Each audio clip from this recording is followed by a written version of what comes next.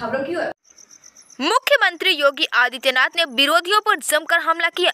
उत्तर प्रदेश जनपद जौनपुर के सुजानगंज राष्ट्रीय इंटर कॉलेज में 7वें चरण के प्रत्याशी के समर्थन में उत्तर प्रदेश के मुख्यमंत्री योगी आदित्यनाथ ने चुनावी जनसभा को संबोधित करते हुए विरोधी दलों पर जमकर हमला किया।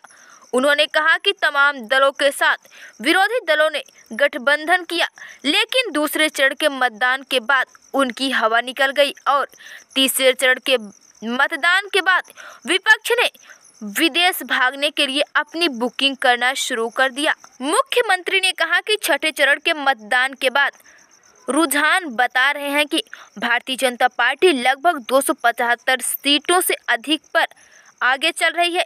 उन्होंने कहा कि जौनपुर की 9 विधानसभा सीटों पर आप लोगों ने जीत दिला दिया तो भारतीय जनता पार्टी 325 सीटों के पार भाजपा अपने लक्ष्य को प्राप्त कर लेगी। आप लोगों के बीच में अपील करने आया हूं कि भारतीय जनता पार्टी ने राष्ट्रवाद, विकास और सुशासन के लिए आपसे समर्थन मांगा है।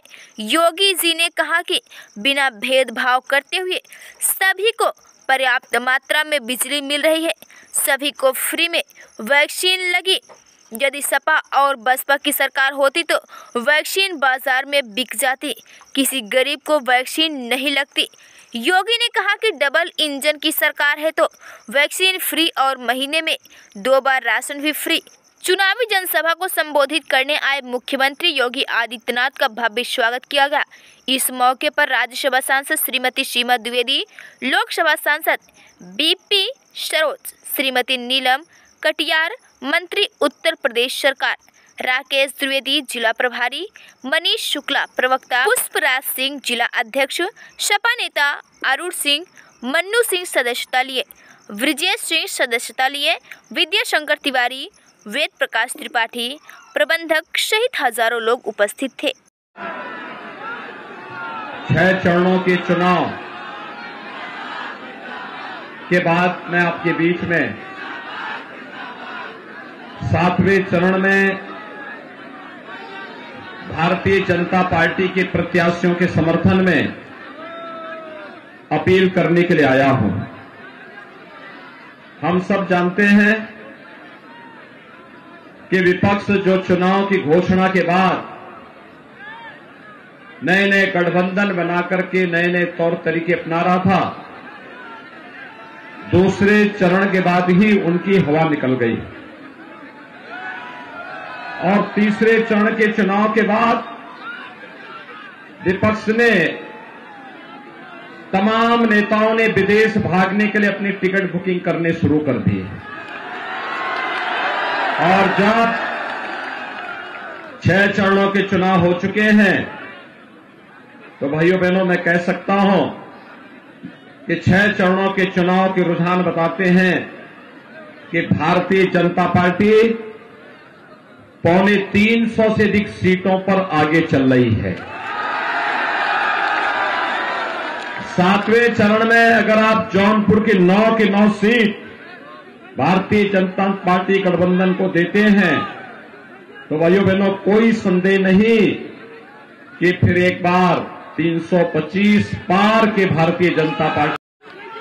और मैं इसीलिए आपके पास आया हूं भाइयों बहनों,